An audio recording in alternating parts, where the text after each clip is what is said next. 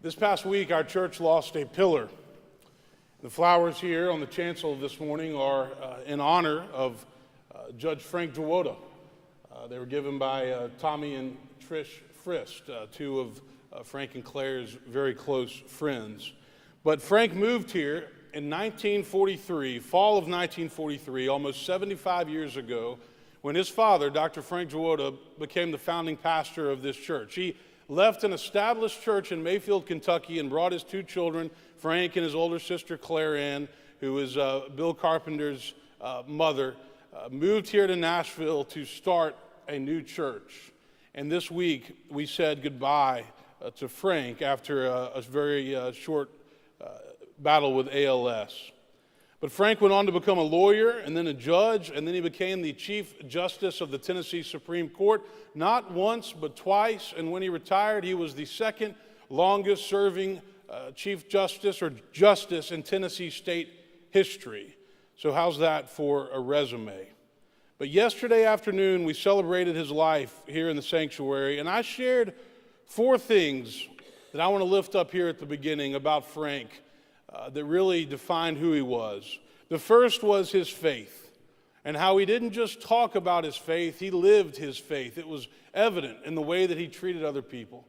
The second thing was the unconditional love that he had for his family, for his wife, for his children, for his sister, for his grandchildren, and all of his extended family. He would do anything for his family.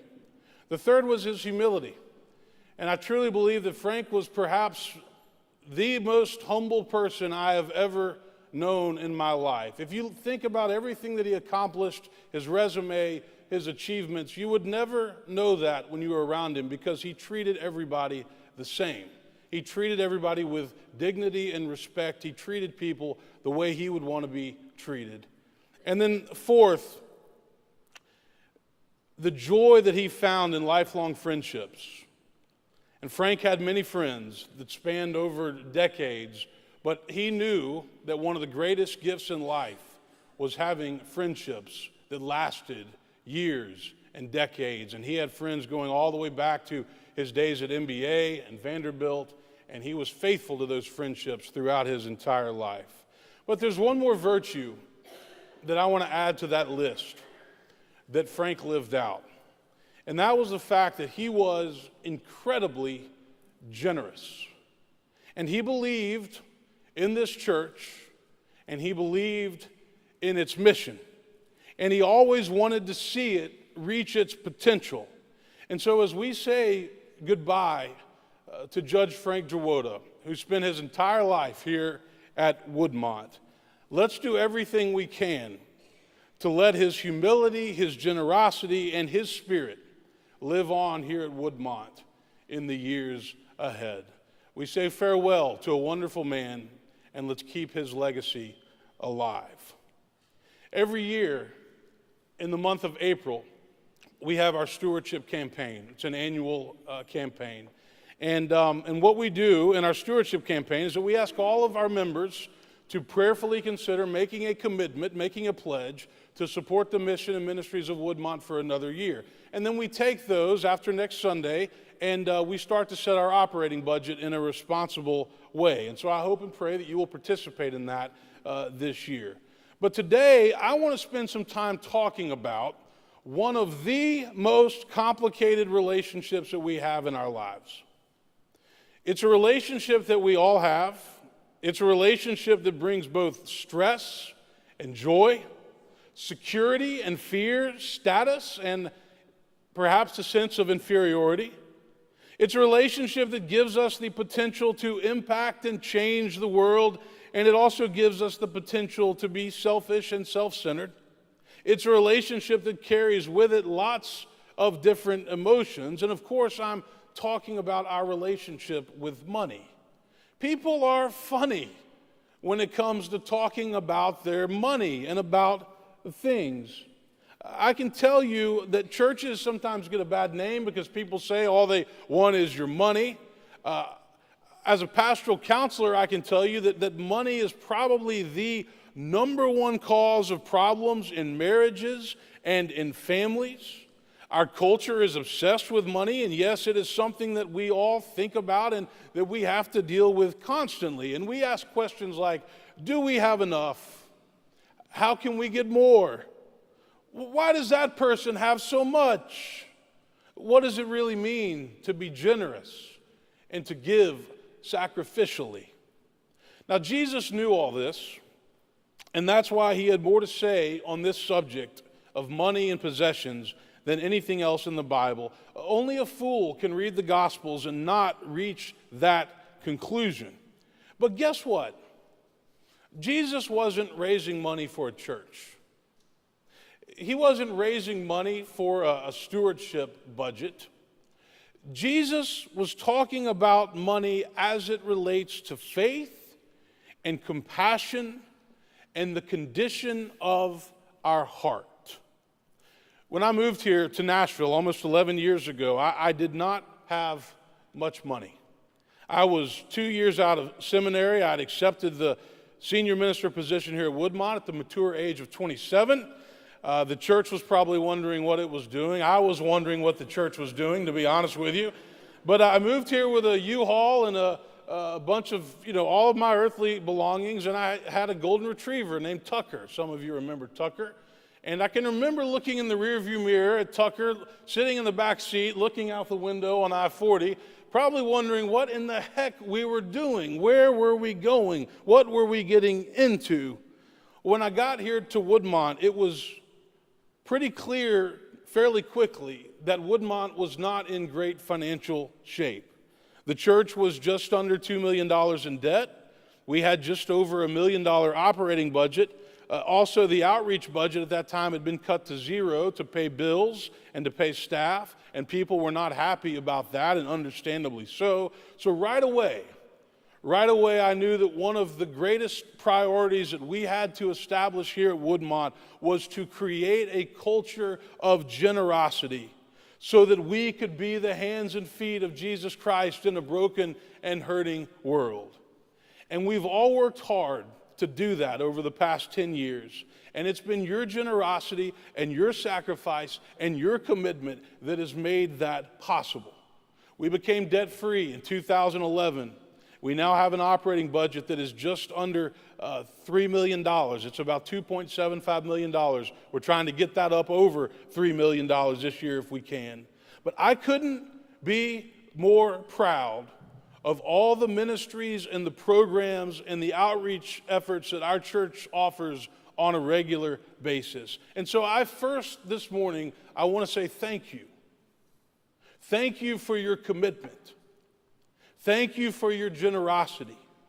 Thank you for your willingness to make sure that we are living out our mission, that we are being a beacon, that we are spreading the love of Christ into a world that desperately needs to hear it. It's made all the difference, and thank you. But I also want to say this. We've not yet reached our potential. As a congregation, there is still so much more that we can do, and I believe that we're going to do it, and I believe we're going to do it together. Jesus says this in the Sermon on the Mount: "Do not store up for yourselves treasures on earth where moth and rust consume and where thieves break in and steal, but store up for yourselves treasures in heaven where moth and rust do not consume and where thieves do not break in and steal. For where your treasure is, there your heart will be also." Jesus is basically saying, you want to know how you can tell what's really important to a person? Look at where they spend their money. Jesus was very clear. Heart follows treasure. Treasure doesn't always follow heart. This is not just a Christian truth. This is a human truth. If you're having a hard time figuring yourself out, go take the Enneagram test. But another thing you could do is look at where you spend your money, and that will tell you what your values and priorities are in life. And yes, your time is absolutely important as well. But that will answer the question, what's most important to me? What matters the most to me? It is possible to care about something and not support it financially. But it's simply impossible to support something financially and not care about it. Think about that. If you invest in your children's education, then you will care about whether or not they are learning and growing. If you invest in your college or your alma mater, then you will care how that school is doing and whether or not it's attracting the right kinds of students. If you invest in a house or a condo in Nashville, then your property taxes just went up. But also, you will care about taking care of it, and you will care about whether or not it increases in value. If you invest in your marriage, then you will care about whether or not you and your spouse have a healthy relationship. If you invest in the stock market, you will care about what it does because that will affect you and when and how you can retire. And the same is true with the church and its ministries. If you invest in the church, then you will care about whether or not it is living out its mission and whether or not it's changing lives. And I can tell you that this church is doing that on a regular basis, and it's doing that because of your support. Jesus said in the most important sermon ever given, "Where your treasure is, there your heart will be also." And he was absolutely right. If you want to know what somebody's values are, look at where they spend their money. Now, I've been reading a very interesting book recently by a journalist named Johann Hari. And if you have anybody in your family that wrestles with anxiety or depression, I would recommend this book to the family or even to the person that's wrestling with it. But Hari wrote a book a few years ago called Chasing the Scream that was on the subject of addiction. And his new book is called Lost Connections, Uncovering the Real Causes of Depression and the Unexpected Solutions. And Hari is basically arguing that for so long we have looked at depression and anxiety as being a chemical imbalance in the brain. And maybe that's true. He's not dismissing that, but he's saying that there is something that happens before that imbalance occurs. And he calls it lost connections. Lost connections with meaningful work, lost connections with our values, lost connections with people. He says this, I want you to hear this quote: "Loneliness hangs over our culture today like a thick smog. More people say they feel lonely today than ever before, and I wondered if this might be related to our apparent rise in depression and anxiety." One of the arguments that Hari makes in the book is this. He says, as our culture has become more lonely, it has also become more materialistic. He says people turn to money and to stuff to fill voids that money and stuff simply can't fill. He talks about two different motivations that will get people out of bed in the morning. The first is intrinsic motivation, and the second is extrinsic motivation. Intrinsic motives are the things that we do purely because we value doing them, not because of something we're going to get from them. Children are acting out of intrinsic motives when they play in their natural environment. It's a behavior that is just satisfying to us. But extrinsic motivation, these are the things, or this is what people do because they're going to get something. Maybe it's money, maybe it's admiration, rewards, status, you name it, good grades. People that hate their job but that go there every day because they need the paycheck, they're operating out of extrinsic motivation. And what psychologists have found in their research, broadly speaking, is that people who achieved their extrinsic goals did not experience any increase in their day-to-day happiness. But people who achieved their intrinsic goals did become significantly happier and more satisfied. And Hari says that most of the people in our culture spend all of their time chasing extrinsic motivational things that don't necessarily make them any happier. And he says this is how our culture is set up. Get the right grades, get a good paying job, rise up in the ranks, buy more stuff. But the truth is, nothing's wrong with any of those things, but the truth is that none of those things bring us the satisfaction and the fulfillment that we think they will. But here's the real kicker. Constantly focusing on extrinsic motivation has the potential to poison our relationships. Why?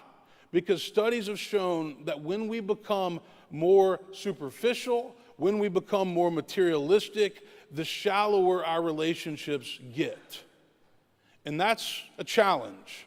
Or as Jonathan Haidt, who's one of my favorite social psychologists, he teaches up at NYU School of Business. He wrote a book that Nick Zeppos gave to me years ago called The Happiness Hypothesis.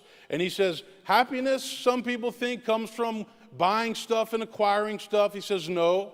Some people think it comes from within, like the Buddhists teach. He says, no. Happiness and fulfillment in life comes from between. It comes from connections. It comes from relationships. Frank Drawota figured that out a long time ago. He had a resume that was off the chart.